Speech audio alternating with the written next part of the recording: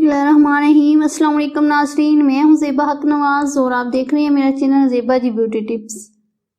मैं आपको अपने चैनल ज़ेबा जी ब्यूटी टिप्स में ढेर सारा वेलकम करती हूं और उम्मीद करती हूं कि तमाम लोग खैरियत से होंगे।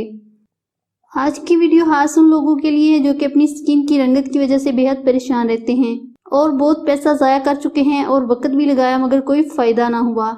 इसलिए ये होम रेमेडी शेयर की जा रही है ताकि आपके इस वक्त और पैसे के ज़िया का अजाला किया जा सके। अगर आप मेरे चैनल पे फर्स्ट टाइम आए हैं और आपने मेरे चैनल को अभी सब्सक्राइब नहीं किया तो जल्दी से सब्सक्राइब कीजिए, बेल के निशान को दबा दें ताकि मेरी हर नई आने वाली वीडियो का नोटिफिकेशन आपको फ्री में मिल सके। एक प्याली ले लीजिए, उसमें 1 चम्मच बेसन शामिल कीजिए। बेसन आपकी स्किन को बहुत ज़्यादा फेयर करता है। बेसन हर लिहाज से आपकी जिल्द के लिए स्वीटेबल है, चाहे वो एक्नी है या ड्राई है। 1 चम्मच बेसन, अब उसमें आधा चम्मच शहद शामिल कीजिए और 1 चम्मच टमाटर का रस शामिल कीजिए।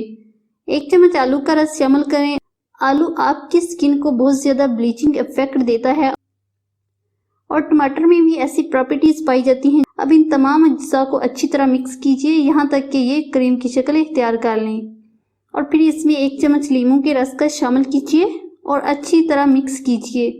और अगर ये बहुत ज़्यादा पतला हो जाए तो मज़ीद थोड़ा सा बेसन शामिल करें ताकि ये क्रीम की शक्ल इख्तियार कर लें। ये हर स्किन के लिए सूटेबल है, इसमें कोई ऐसा इंग्रेडिएंट शामिल नहीं है जो कि आपकी स्किन को नुकसान पहुंचाए। ये बहुत ही आजमूदा नुस्खा है, इसको स्किन के ग्लो करने के लिए इस्तेमाल किया जाता है।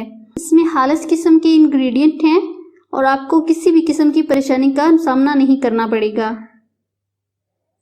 बहुत ही आसान और कम कीमत रेमेडी है। इसे अपनी जेल पर अप्लाई कीजिए और हल्के हाथों से मसाज कीजिए और 10 से 15 मिनट के बाद सादा पानी से स्किन को वॉश कर लें। इंशाल्लाह बहुत ज़बरदस्त नतीजे हासिल होंगे।